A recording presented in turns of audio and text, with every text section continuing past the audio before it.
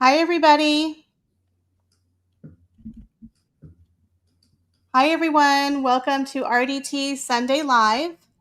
Let me know if you can hear us in the comments. We always have a little bit of a minute delay here. Hi, Lizzie. Hi, Carol. Hi, Anna. Good to see y'all. Hi, Through the Looking Glass. Good to see you. Can you guys hear us? Let us know in the comments. Hi, Acme. Good to see you. Hey, Carol. So today we have an amazing guest, and I'm so excited to speak with her.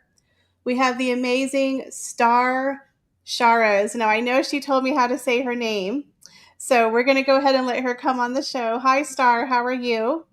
Hi, I'm doing well, thank you. I'm so excited to be here. I love these. They're just like you can listen to them in the background where you're working while you're doing something. I love podcasts like this. Oh, good, good. Hi, Ivy, House of Bark. Thanks for joining. Yeah, I've been a fan of yours, Star, for quite a while, for a couple of months. You just popped up one day, and I was like, oh, okay. I really liked your take on how you did things from a business aspect. And I have to tell you, we have that in common. I do also have a business background, and I do like to talk about Meghan Markle's business. But before we get into that, if you could just introduce yourself a little bit to people here. Tell people who you are, what your background is, and how in the heck did you get started talking about Harry and Meghan? Okay, so this is fun. So my background has always been in business. I had a father that was in television. So growing up, I was always behind the scenes with my father, which back in the day, he was born in 1939. So you can imagine that's when the heyday of radio was very popular. So I grew up in radio and television. So this feels just like the radio station right now. Right. Yeah. We're on radio. Yeah. So then I went on, got my business degree, and I just want to say this because I believe this is in common for everyone, and this is what I believe everybody thinks about. Because it's not that we don't want Megan to be successful, and someone as yourself and me that see her from a business point of view. I just love to see anyone turn their platform into something meaningful and successful. But here's the thing, part of the reason that I even started my YouTube channel was because I kept watching Megan make these absolutely awful business decisions. And I'm just sitting here like, wait a minute, this woman has the money. She has the access to world-class PR teams, advisors, consultants, basically an army of people who could guide her, and yet she still manages to set her own projects on fire. Just like, what is Right. going on? And that's when it clicked for me, at least, where I'm like, it's not the advisors, it's not the budget, that it's her. It has to be her. So I was fascinated. She's the common denominator in all her failed ventures. She's the one making the mess, kind of like a toddler in the background. And so meanwhile, I'm still over here. One of my missions is rescuing the stray cats in my area. And the reason I say that is because that's my real life passion project. I practically work so I can feed the cats. So I thought to myself, what if I launch a channel, get it monetized, funnel some money into buying even more cat food, because cat food is expensive and I go through like 2 bags a week in the large ones. I was like, that would be a win-win. And so I did. I launched my channel in January, got monetized the very first month. And I am able to actually see an impact, not just on my channel, but on something that matters in the world. To me, cats, and of course, to give advice to the people that watch me. So it was bigger than just roasting Megan PR disasters. It was about showing other content creators, entrepreneurs, or even people who are just thinking. When you have it in the back of your head, you're like, what if, yes, even the what ifs, starting something the right way to build, and not to build it the wrong way that Megan is, because Megan's way is fueled by ego, shortcuts, aesthetics over substance. And so I try to show people, like, if you go this way, you're going to go Megan's way, and that is not the right way. And yes, our ego can get in the way sometimes, but you will build a better business without it. And just to be clear, my channel has never been about bashing Megan. It's about learning from her, because sometimes the best lessons come from, they don't come from success stories. They come from watching train wrecks and saying, "Oh, okay, that's not what I'm supposed to do." So that's my story. Well, that's a very fascinating story. So, how long have you been doing it? About a year, or has it been under a year?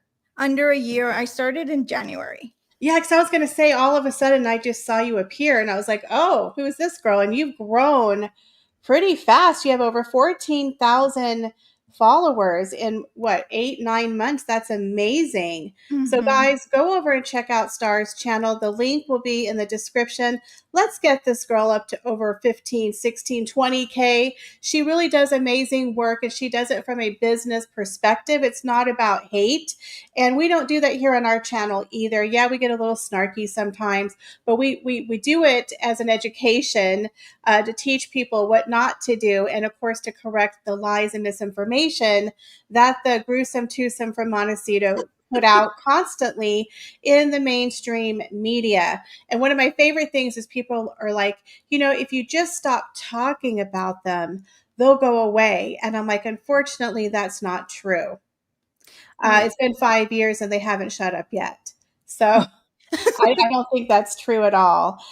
Carol, thank you for the super chat. She's like 4.99 rescuing all the animals. Thank you Oh, for that. Yes. And I love the fact that you do rescue cats. So if I can, I will share your Instagram page later on today, because I was wondering why you had all those cats on there. I was like, oh, I like the fact. So you foster cats in the neighborhood. Is that what you do? yes, I foster the cats in my neighborhood. Then I use the money so I can go and get them spayed and neutered, so there won't be any more. But of course, it's a team of one. My neighbors do help to feed the cats, but I'm the one that spays and neuters them. Take on that. Oh, that's amazing that you do that. Remember Bob Barker from Mhm. what was the game show he was on? I used to love him. He was really big about helping animals and spay and neuter pets. I think that was a great thing that he did. So many people were so excited. As I told you earlier, when I told them you were coming on, people were so excited to hear that you were coming here. So I'm so glad that I Me finally get to too. talk with you. So there's so much to cover, but let's go ahead and talk about the train wreck, which is Meghan Markle's cooking show. Now, I have to be honest with you, Star. I knew that the second season, or should we say season one, part two, wasn't going to be a success, but I really didn't think it was going to bomb as badly as it did. So, did you watch season one and season two? I watched season one because, of course, that's when I started my channel. It was in, I think it was March, right, when it came out. And so I was trying my best to watch every single episode, and I did. I compared it. I did as much as I could. But then season two came along, and I was over it. I was like, you know what? I don't think there's much to learn here whatsoever. So I made a pact with my subscribers on YouTube, and I said, you know what, guys? I watched season two, episode one. If you don't watch it, I won't watch it because I got a good night's sleep, and I still was falling asleep with just watching episode one of season two. And so far, most of my subscribers have said, yes, don't watch it. We're not going to watch it either. So I was like, Yeah, good. it was a snooze fest. I did watch the first 3 or 4 episodes of season one, and I just could not finish it. And then I did watch most of season two, but I literally fell asleep. And every time I woke up, she was making bread, and it was on a different episode. The problem I feel with Megan was the one, she didn't have a lot of stars on the show. I think Chrissy Teigen was like the most well known star. And two, Meghan Markle does not have charisma. She doesn't have a star engaging quality. And I think it just put people to sleep. And my question is, where the heck were her fans? Were they asleep too? Were they not watching the program? Because her show star, the first season, she did rank number 10 in 24 countries. She did Mhm. make the top 10 the first week, and then it eventually started to fall off the radar. But this season, Meghan Markle It's Wow. now at 100. I mean, these are the episodes here. 198 is the most recent after what, 2 weeks, a week and a half? I'm like, wow, that's bad. And people were like, well, you're watching it. You're hate watching it. You're putting her numbers up. And I'm like, she wishes we were hate watching because even with the hate watching, she's at 198. Mhm. And considering the fact that Netflix has supposedly partnered with her financially for her As Ever brand, that she's one of the most infamous women out there. Movie star would pay money to get the kind of press that this woman receives, and yet she still couldn't get her show in the top 10. I am shocked by that. But you know what? I'm not so shocked after I don't know if I told you this, but I got attacked by the Sussex Squad because this Oh, 50-year-old man uh, uh, grabbed one of my videos and started doing something on Instagram. I was like, okay, whatever. But it was only like around 10 people that came. His video was seen over 500 views the last time I saw it, but only like 10 people came over to my Instagram. I was like, huh, I thought it would be more. So right, right. now I'm not shocked by seeing the numbers because she is getting more. I would say the first season was more curiosity factor. Like you and I, like, okay, what are you going to do? What is it going to be? But from season one, I noticed that she is in her own episodes, she's like the supporting role. She is not main character whatsoever. I Mhm. don't see her as a strong actress, not even as a strong personality in her own show. So I was like, yeah, this is not going to go well for the second season. She's not strong. Yeah, so I don't know if you guys can see the chart on the screen. It says 198 here. Can y'all see that? Or are you just seeing our two pictures on the screen? It doesn't look like on my TV screen it's showing up here. I don't know if you guys can see the number. Okay, let's see here. Let me see if I can change it. Because sometimes it doesn't show you what I have on my screen here. Do you guys see that? On my TV screen, it's not moving, so I don't know what's going on. Do y'all see it? Oh, I think what happened is I paused my TV screen. Sorry. I couldn't see what I had on there. Never mind.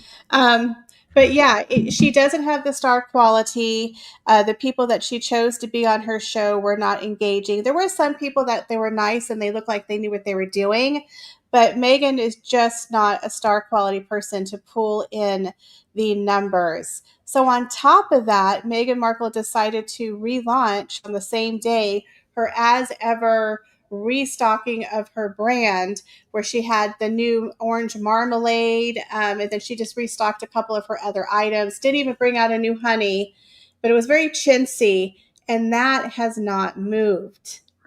You know, and I'm surprised that she did it. I mean, I get it. The show was coming out, everything was going to, she wanted to do what she didn't do the first time around. But because she didn't do it the first time around, everything had already died down. Curiosity, excitement, and we saw that her show, everything is super curated, like Mhm. aesthetics, no authenticity, everything is wrong. So the second time around, she tried to do it the right way. Except she just should have done it the first time around because everything was a mess. She couldn't do it. And now the second time around, when she's finally lining everything up, it bombed. And the reason it bombed was again because she should have done it in the very first season one. And now everybody's kind of over it. Nobody really cares. I can get honey. And she even said it to, who was it, Beyonce's mother, that it's better to get honey from your area if you have Mhm. allergies. I was like, well, then why am I going to buy anybody else's honey? Ranchers here around my area always have their own honey. I'm just going to buy their honey. Why am I going to give as ever money if I honey around my area is better for me? So that just makes no sense whatsoever. Right. Carol says lack of communication strategy along with the lack of social media strategy that is all over the place. Yeah, I don't know what is going on. The left doesn't know what the right hand is doing. Her social media is always behind. It's really weird. It's wonky. And then when she came out with her show, they were trying, like you said, they finally got one thing right. They aligned the products with the same time as the show, which was a good move, but even that is not helping her products to sell. Now, I went to her website and we could see that the one with the packaging. That one has sold out, but nothing else is moving. So it's just sitting there. And I think the problem that she's going to start having now is when she came out and she did the whole scarcity tactic where she was selling out in an hour, 2 hours, 45 minutes. And then she said that she, scaled her business to get thousands of jars and lids. The problem is her show tanks. Nobody's Mhm. interested. Nobody's watching. And now her products are not selling out. So, what is that telling advertisers? What is that telling Netflix? What is that telling the public? People are no longer interested. Mm-mm. No, absolutely not. Because Megan has abandoned my shop too. She is showing us that my shop that she has abandoned has no money either. Like hasn't curated, has had a really beautiful curated. Thank you for bringing that up. But still, it's Mhm. not bringing any money. Just like her, what is it? As ever page. I'm sorry, I'm like making notes at the same time while I'm doing Mhm. it. Mhm. Okay. And I'm trying to read the comments. But yeah, and the thing about it is that Megan is not doing what others usually do. When you have a brand coming up, when you have a launch coming up, you go on every single show, every single podcast, every single, it doesn't matter if they're going to grill you, it doesn't matter if it's a safe one. You go on every single one that you can. So you can get more audiences, you can get more eyes, more views, and then I don't know, maybe from there people will start liking you because you won't be so curated and your authenticity will be able to get out in some of those interviews because it all depends. Kind of like the Drew Barrymore show that she did. I didn't like it because Drew's a cheerleader. She's like, yay, everything, yay. Right, right. If she would have done something a little bit more, not controversial, I guess just a little bit stronger, it would have been better because we would see her how she is when she just talks and doesn't have everything curated or everything planned. That's what we want to see.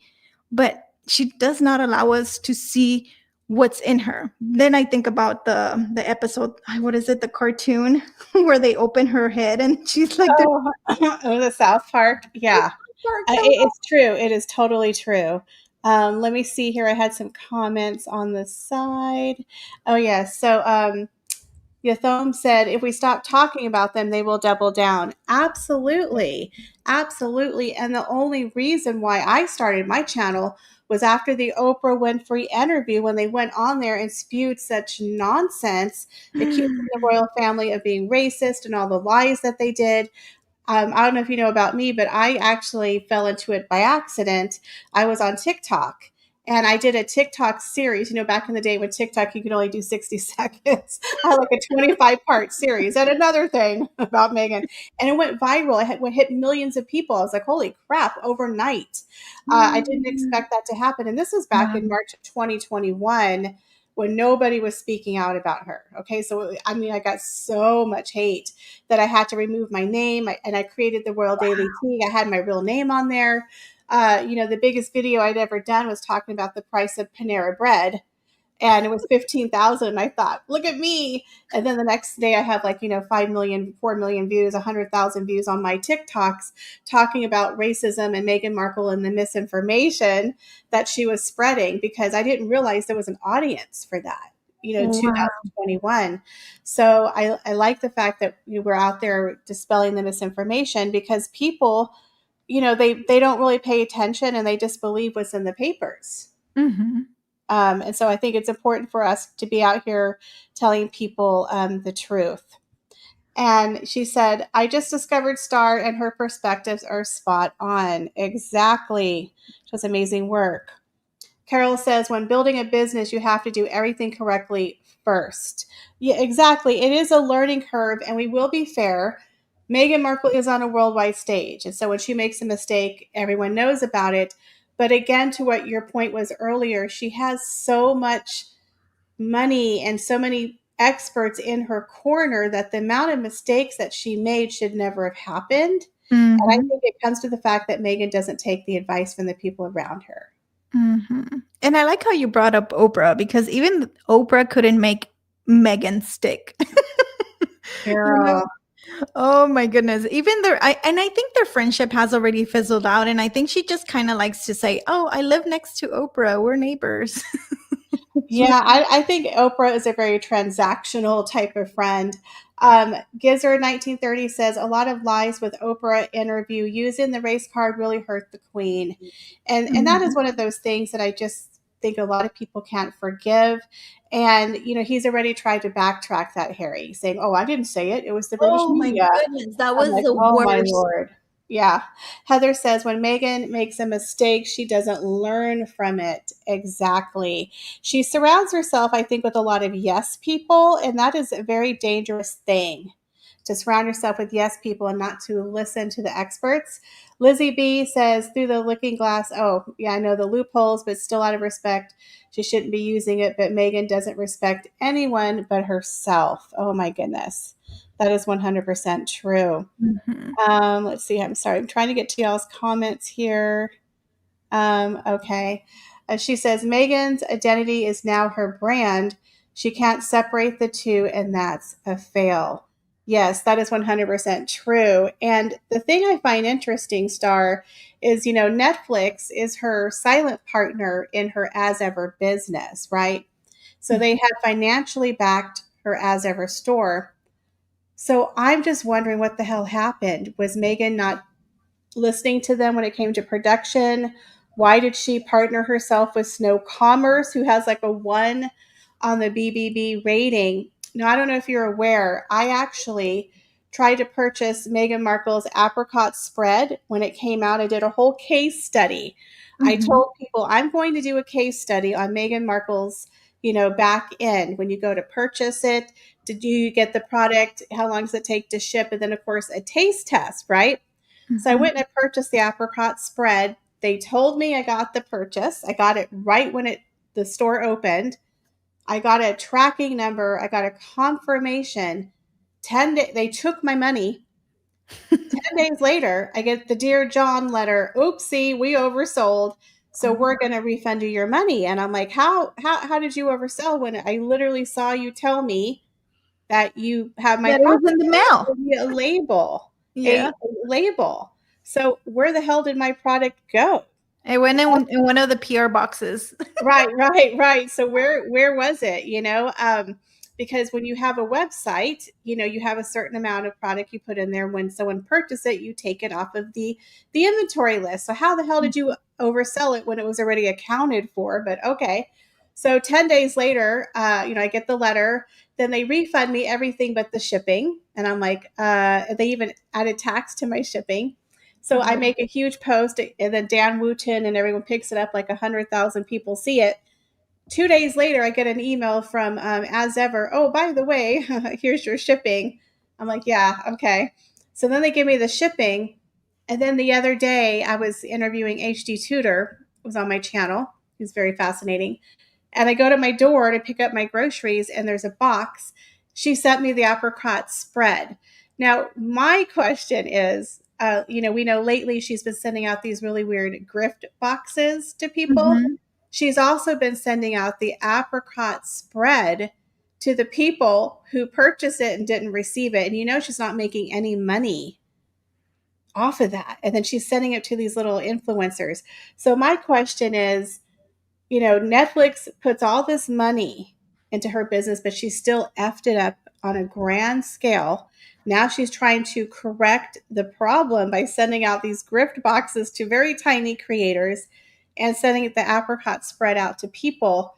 But I'm thinking to myself, she can't be making money. She has to be losing money. And I now she's not selling out. I agree with you because the right there is the piece where it's Netflix, right? How can Netflix allow someone to build a brand with no foundation? Because that's Megan's brand, no foundation. Right now, it's like she's trying to put in the foundation of her business, and her business is already up and running. So I'm thinking, how did, again, she has so many people around her to tell her, you know what, this is the foundation of business. You really must do this or do that. And she still says, no, my way or the highway. Like, dude, you're not even a great actress. or a great business person, let someone help you. Let us help you, because I did see those boxes that were being sent out. I was like, when I saw the Instagram, what is it? Instagram influencers. I was like, wait a minute, this one has 500 subscribers and the other, or followers. The other one only has like 700. I'm like, who is she sending these boxes to? Only the ones that are okay with her? Like, that, make us a fan of yours. Make, instead of just sending you the free jam, why doesn't she just send you, because you She have a should have bigger sent me the box. platform. Right, right. That would have been a good thing. And the other thing was, on the jar, she didn't have the logo that she printed on there. Mhm. So I also bought the wine. And if people don't know, on my channel, I do a wine tasting and I do an apricot spread tasting, that you guys definitely have to check out if you're interested to see how the products taste. And I also compared her wine to other celebrity brands. So you can go on my channel and check that out. Through the Looking Glass says, if As Ever has over 24 categories of products she has to sell before the trademark can be registered, why does she keep selling products from the same four categories? She is no closer to trademark approval. Well, when you get a trademark, it really just depends. But I do believe that she does have products coming out in 2026. That's going to be more of her houseware brand. I believe a planter. She's going to do some serving items, what I heard. So when you have a trademark, as long as you have at least one product that you can submit as a sample, then you don't have to have every single sample for that category, just one in the category. But right now, she's just focusing on the food category, which I kind of thought was a weird choice, Star, to come out with Mhm. products. I would have thought she would have came out with hostess wear or even a cookbook to go with her cooking show. I really thought the jam and the boxed cookies that weren't original recipes, they were just like private label products. I thought her choice of products were bizarre. The I tea, agree with the you. flour sprinkles. I'm like, why did you pick those? Just she should have just done jam. She should have just done one thing and do it well. But I think with her, the problem that she had was with the name. She was having a problem with the trademark. She's had so many problems with trademarks. It's ridiculous. The sad Um, part about it is that she's not able, like you said, the trademark that she was having trouble with. Um, she can't sell aprons. Okay. I'm someone who, I love aprons. I love being in the kitchen and I love putting on my new apron. If I have a new apron and I can order a new apron, I'm just like, oh my gosh, a new apron. And if I would have liked an apron from Megan, I would have grabbed it, paid for it, because I liked it, period. And if there was something, I mean, I'm never going to give somebody jam. I don't know if they like orange marmalade or if they're going to make the shortbread cookie mix. These are more personal um, items. And I feel like if she should have just waited to be able to sell things like that, where it's the apron, where it's more, where I could have bought one for me, one for my mother, one for my aunt, one for, something that's better. But this, yeah, I agree with you. This is not good for her to come out with marmalade first. And then I guess if she would have just come out with the flour sprinkles for now, that would have been okay. Everything else just seems a little bit too, like, $10. How is she making money with $10? yeah, she's become a billionaire, right? I'm like, I want to sell I'm something for like $10. a billionaire by handing out all that free apricot spread and giving it to influencers with 800 followers. I'm like, okay, yeah, you're gonna become a billionaire. Yeah, I can don't you think so. imagine what can you sell for $10 that's going to make you a billionaire? And I think the same way. I'm like, she really has to be losing money, because for $10, you do the math and you have to sell a lot, and we Right, don't see any sales. right. And then of course you have to take it to production, and then Netflix has to get their kickback as well. So she's not even getting the full $10, right? Uh, True. Yathan says her business is as scattered as she is. She is a hot mess. Absolutely. And so again, we have her wine, which, my goodness, who in the world told this woman that she had to force people to buy 3 bottles for $110? I'm like, $30 for a bottle of rose wine that no one has ever tasted. Now, I have to tell you, Star, I did a huge taste test with other celebrities like Brad Pitt, Cameron Diaz, a couple of other people. Hers was the most expensive rosé at $30 a pop, and you have to buy 3. Well, I can't wait to see it because somebody put Michelle, your taste test was epic. Oh, okay. I'm like, Yeah. oh, I want to watch it. Thank you. Yeah, they were fun. The jam was hilarious because I got it all over me. It's very runny. I'll just tell you that. Oh, But her wine has not sold out. So her first batch of wine, the 2023, did sell out because it was a novelty. But the problem that I think she made was that she forced people to buy 3, 6, and 12 bottles of wine. It was very expensive. And like mhm. a month later, she restocked it, right? Because I think she sold out in, I don't know, an hour for the wine, which I was shocked because I was like, wow, okay. She sold out of the wine. Then she restocked it with her newer version, which she made some updates. You know, she put the as ever on the cork, which Brittany from Royal News Network had kind of ribbed her on it. So then she spends all this money on the stupid cork, right? Then she lowers the alcohol content, I think, by 1%. So she's trying to make some revisions, but now the wine is not sold out because all of her fans, they already bought the wine. They have enough. They didn't like it, or it's still sitting in their little fridge. So a month later, people are not going out and repurchasing the wine. And so now it's literally just sitting there. And again, it's not a good look. No, absolutely not. In fact, I wanted to get because I'm not into manufacturing. I don't know much of the background of that because everybody works a little bit different, but everybody's pretty much very similar, you know?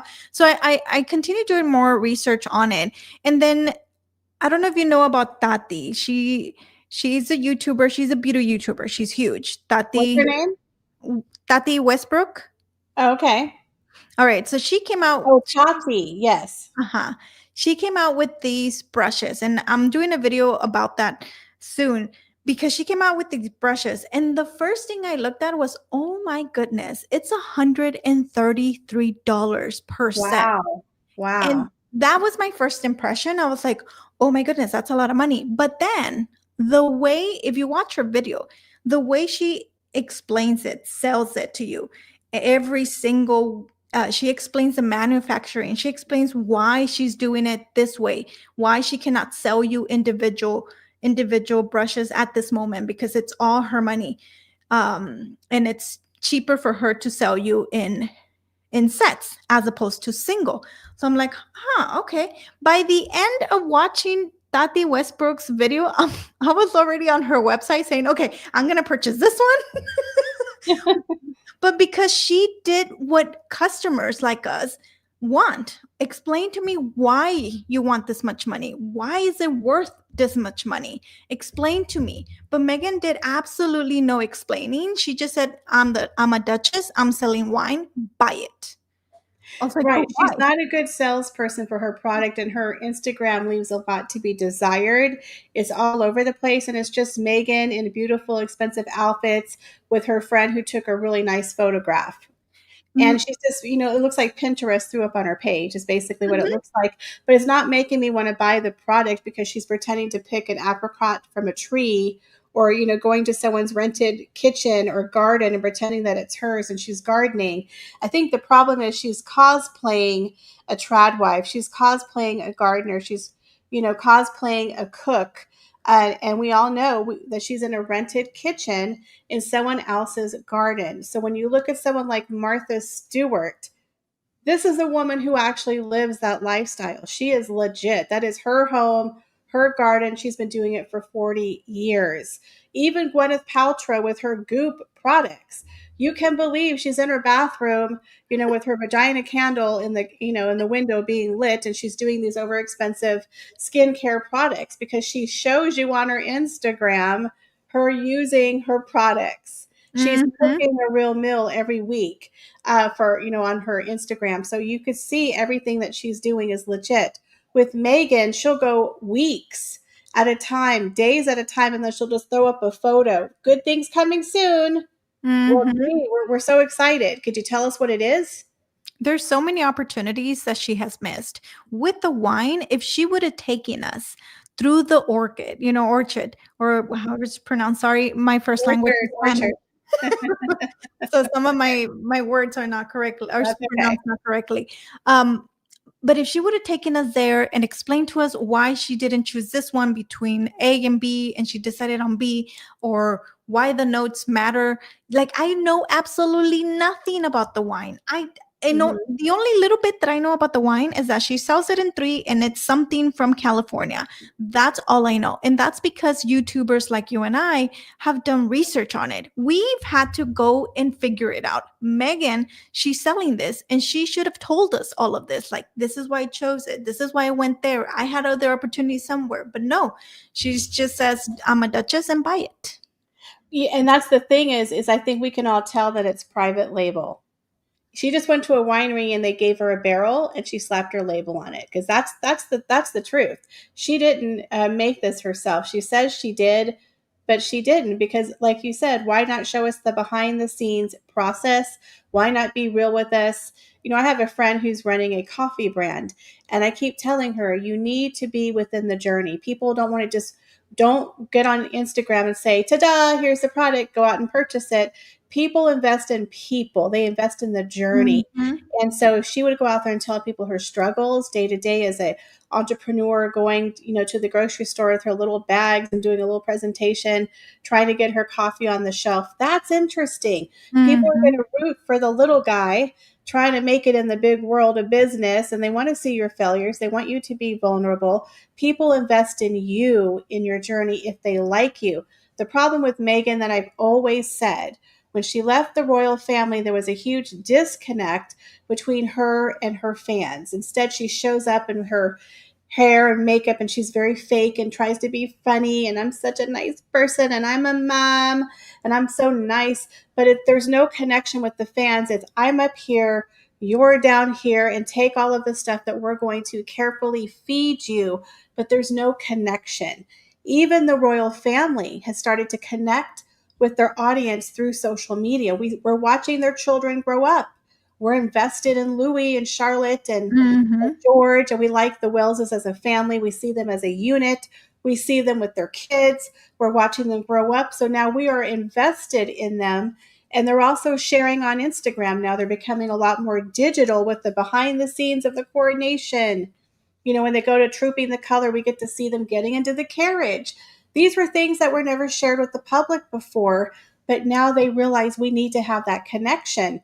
Meghan and Harry do not have that connection with their fans. They hide their kids with little emojis, but they want to tease us with the back of their head. We're supposed to be like, "Oh, he's so cute. Look at the back of his head." It's like, really? No, there's no connection, and it's all fake and phony and posed. And so when she did her cooking show, again, it's fake, phony, and posed. Nothing Mhm.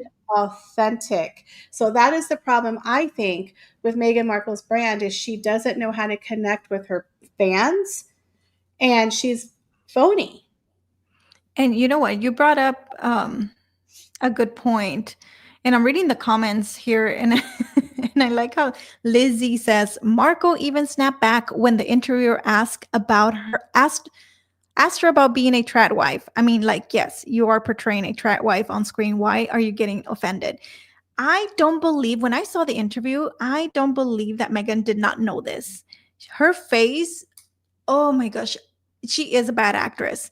Cause I was like, how are you telling me that you watch, like, you're on your phone 24/7? I don't doubt that, because I was watching the Sidley twins and they they were able to show screenshots of Megan being watching other Instagrammers or whatever, of the bad ones. And I say the bad ones because it's the Sussex squats. They're terrible. Their stories. And I'm just thinking, yeah, because you're watching. You are a trad wife. You are portraying that. You're just so offended because you don't want to be that. But your life ended up this way because of you, by the choices that you have made. You could have had a nice, quiet life in the royal family, or a nice quiet life without marrying Harry. But all of these are your choices and you have to live by them. And she just feels so offended by her own choices. And they're still our fault. It's you and my fault and everybody else's but hers. Right? Well, the funny thing is that she's pretending to be a trad wife, but then she talks around and going, "Well, I just give the kids, frozen chicken nuggets and tater tots, and then we take takeout, and I put flour sprinkles on the plate." I'm like, "Oh my god!" And then of course there's rumors that they're looking for like 3 nannies. It's like, Oh, how often are you actually with your children? Carol says marketing is telling a story while connecting with customers. Absolutely, mhm. especially if you're not Apple or something like MacBook, you know what I mean, where people always need an iPhone. They don't have to do too much marketing because they're Yeah. iPhones. But to the normal person like you and I, or like Megan, anybody, it is in the story. And Megan just is not an authentic person. Now, another thing I found very interesting, Star, was when she was being interviewed by, was it Emily Chang for Oh, yeah. Bloomberg? She would not give out numbers. Now, if you're someone you're such a whiz at entrepreneurship and you're selling And out so in an proud. hour in 44 minutes, would you not want to brag? I sold 1 million copies of my book. I have 100,000 units of jam. They would not give out numbers. So that tells me they were doing the scarcity tactic and they didn't have the huge numbers that they said they did. Because why would you not provide that? That's a very Mhm. basic metric.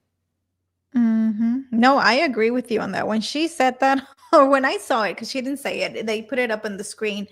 And there's some things that I'm just I let it go and I let it fly because I know that's just her evading um people digging because she knows everything is going to be talked about. She knows if she says the number, we're going to know, yeah, that's exactly what you were doing. But she's never going to confirm it. And the only way she can do that is by not giving us the numbers. Abby H says, "Is H in the kitchen washing the pots and pans with that washing up liquid that Markle single handedly remarketed as an 11-year-old?"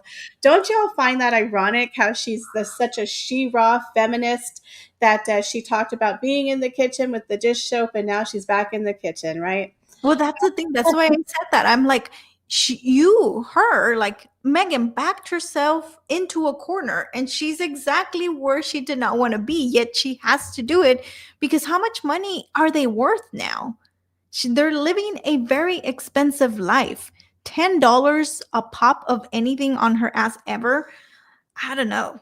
I don't think they have much money, at least not enough money how they want to live. That's right. Lizzie B, thank you for the $5. She says, "Thank you both for this amazing collab." Thank you, Oh, Star. I'm so excited to hear. Let's see here. Missy Lulu says Megan was given the choice to remain an actress or go into royal family. She knew she didn't have any talent like Sophie Winkleman. By the way, I love her acting. Lady Frederick Windsor. Sophie acted in Sandition. Yeah, she's acted in quite a few things, actually. She's an amazing actress. Yeah, Megan could have been an actress. She could have been a working um, she could have kept her career going, but she wanted to be a duchess. She wanted the royal wedding, but she thought she was going to be like Fergie coming into the firm because remember, Fergie, when they got divorced, had a lot of debt and she had to pay back mm, that debt and she didn't have a huge divorce settlement.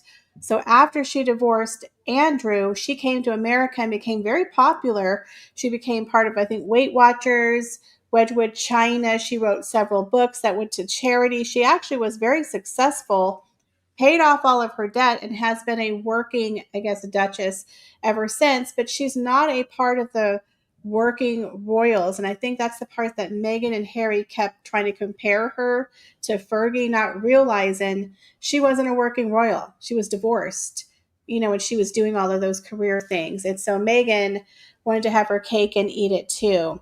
And that's one of the main points that they've always tried to compare themselves to, like Beatrice and Eugenie. Again, not working royals. Now, I what have I a did find, question. yeah, go ahead. Does Fergie come from money? Because I know nothing about Fergie.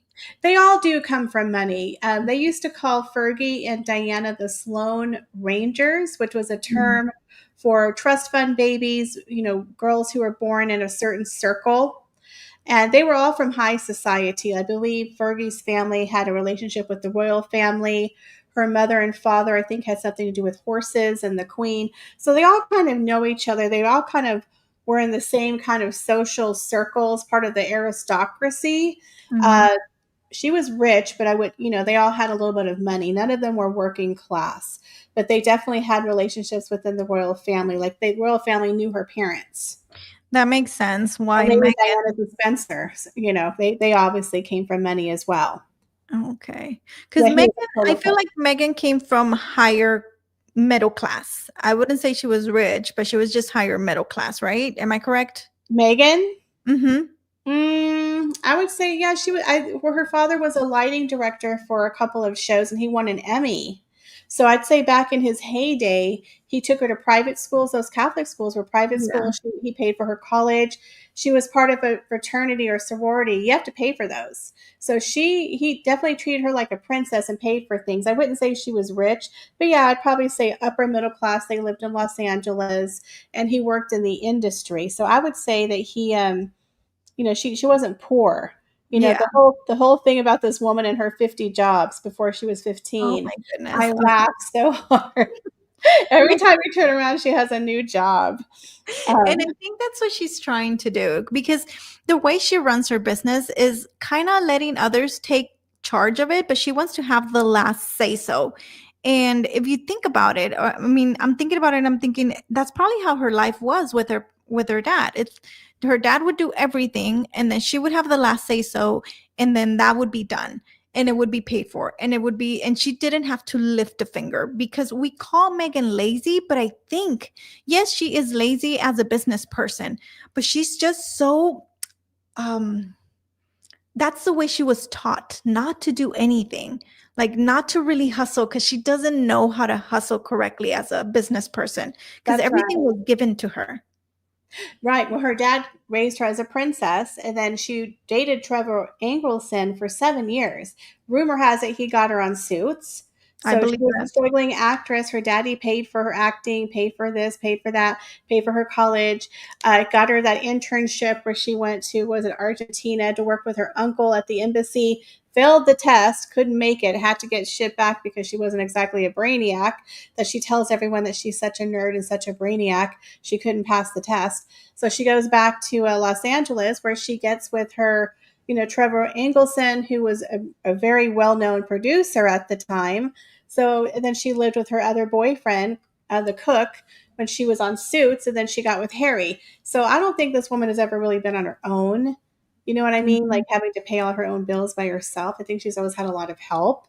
I think Um, what does it say? Animal Malalan. Sorry, I can't say your name. The Spencers are very, very old money and aristocracy. Absolutely. And someone said Fergie's dad was an equerry and also a polo coach. Mhm. So yeah, so they definitely were around the Royals for years and years. Hey, bestie. She says, "Greetings, beautiful friends, ladies. Love the show. I can't help but think that one day Megan will reflect on this time in her life and truly wish she had dedicated more of it to her children." Yeah, we'll see. So speaking of the children, Oh this goodness. is like bottom of the barrel, desperate times. So there's a rumor star. I can't remember who reported on it. I know Neil Sean and Dan Wooten had picked it up, but I think it was in someone's Substack. Some royal reporter had mentioned there's a possibility that Harry and Meghan, the hypocrites of the biggest hypocrites of all, are working on a Netflix show that could include the children. Wow. Have you heard about that? No, I have not heard about that, but I don't doubt it because at this moment, like I said, I don't think As Ever is selling as much as Megan hoped it would. And so it how long is Harry's money and her money, if she has any money from Suits at all, is left. So right now, I believe this is just my opinion that she's scrambling. They're just scrambling, especially now since they have Netflix. And it's just the most hilarious thing. The first look, I'm just like, oh my goodness, that is a hilarious contract because now they have to come up and pitch. It's no longer the other way around. So they have to be coming up with creative ideas. And if we know anything and learned anything from Megan, is she is not a creative whatsoever. Neither is Harry. So first look, that's going to earn them no money until they get something approved. Right. So carting out the kids, that's kind of her last that's the last ace up her sleeve. That's the only thing she has left that's worth any currency, unless they do another, my daddy won't call me on the phone, Netflix part 2. They really don't have anything else. Everything is tied up with their connection with the royal family and of course their children. So I'm disgusted. I think at this point we don't need to see the back of their heads. Just leave them alone. Either just keep them out, let them make their own decision. I think it was cruel to call them prince and princess. You're tying them down to this ridiculous title in America. Isn't it crazy that It's they weird. want the prince and princess title for their children? And Harry even mentioned that he's going to allow them to become active royals if they wanted to. But I'm just over here thinking, really? You left royal life because it was so difficult. It was so invasive. You wanted privacy, yet you want your children to have the option to take that route when you left it screaming and shouting and fighting. That makes no sense. Absolutely. It's called hypocrites. Missy Mhm. Lulu says Sarah's dad and mom would entertain Queen Elizabeth II and Prince Philip in their home. Ronald used to be on the same polo team as Philip. Absolutely. So they were very friendly with the royal family. So they have to have traveled in certain circles. Brenda says Mimi wants everyone else to do the hard work so she can slap her cricket label on it.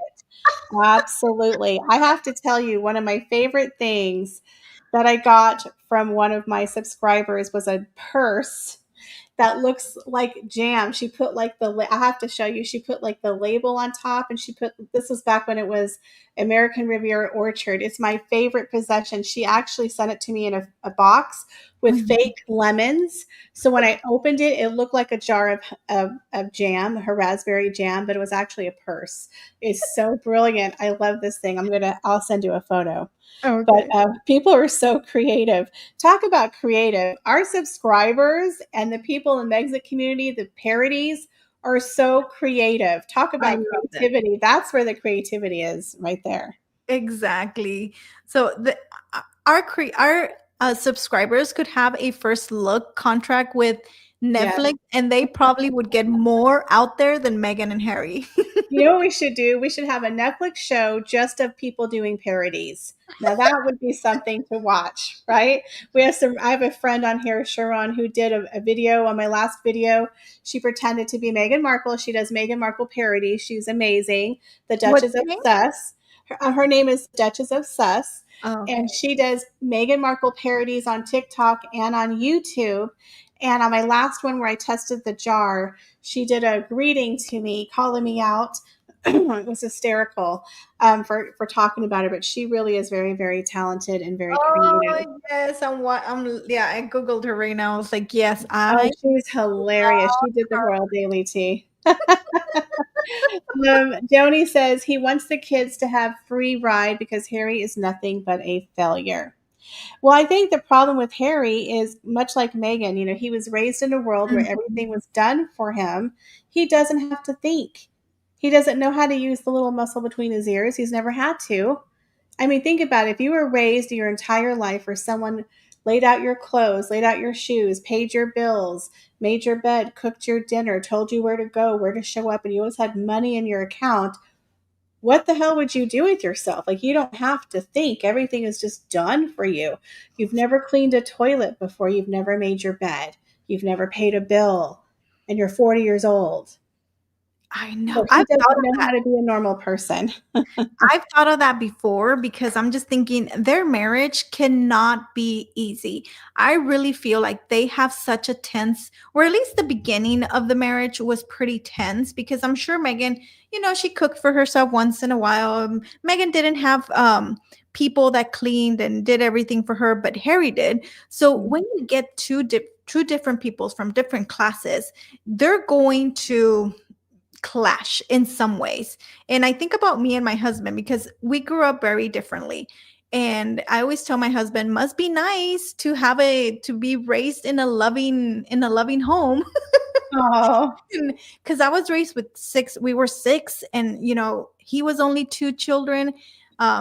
So it was only two. I'm like, yeah, because your mom could pay attention to you or your dad, and then vice versa. In my family, it was chaos. Everybody was everywhere. Nobody knew where anybody was, and so it's very different when you get two people like that. So I do believe that they have been throwing dishes, or at least Megan throws dishes because she cannot fathom that an adult man doesn't know how to whatever, dot dot dot. And Right. and for Harry, he's probably just puzzled, like, well, that's Sandra's job over there. I was like, yeah, but Sandra needs to get paid for it. Are you gonna pay for it? I'm convinced in one of his 16 bathroom he has a burner phone where he calls Nacho, he cries into the phone to hide from Megan when she's having one of her rafts. And I think the staff probably have a bathroom where they go and they hide and they cry and they pass notes like, oh, she's on a warpath today. Like, Mm, they have to be sending SOS messages to yeah. one another in those 16 bathrooms.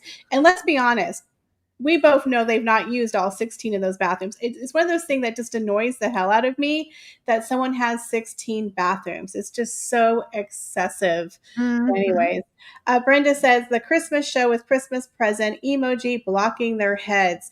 Yeah, so what do you think about this Christmas special star that's coming up with family? Poor little, are they going to cart Doria and little Ashley out? I mean, this is going to be the most somber Christmas special. How are they going to fill 2 hours? Well, that's the thing. I'm excited for the Christmas special. I don't care what anybody else says. I am excited for this. I want to see how they talk about family when they have no family, and if Doria's even going to be there. And because every time Doria comes out, she looks like she's ready to run out the door. Like she does not want to be anywhere near her vicinity. So I am excited for the Christmas special. I hope everybody else is because we're going to get some great content.